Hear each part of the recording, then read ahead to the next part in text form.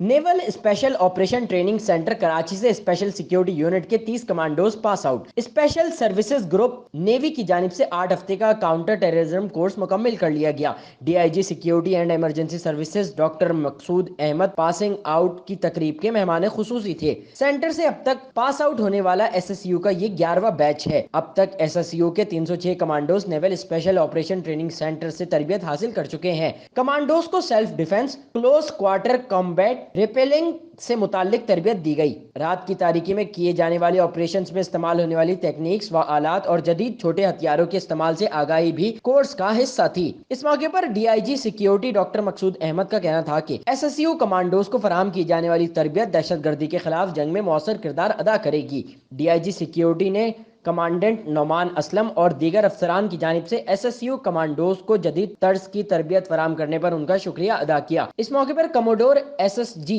Navy Jawad Khawaja کا کہنا تھا کہ ایس ایس یو کمانڈوز کو دی جانے والی جدید تربیت ان کی صلاحیتوں میں مثبت تبدیلی لائے گی۔ اسپیشل سیکیورٹی یونٹ ملک کا ایک معیاری پولیس یونٹ ہے۔ کے پی او کا کامیاب operation S S you commandos کی پیشہ ورانہ مہارت کا منہ بولتا ثبوت ہے۔ کمانڈوز دہشت گردی کی جانب سے پیدا کردہ کسی بھی ہنگامی صورتحال سے نمٹنے کی صلاحیت رکھتے ہیں۔ Commodore S S G navy اور کمانڈنٹ کی جانب سے D I G security doctor Maqsood Ahmed کو سووینرز پیش کی گئیں۔ Syed Nauman Gul, C110 news, Karachi.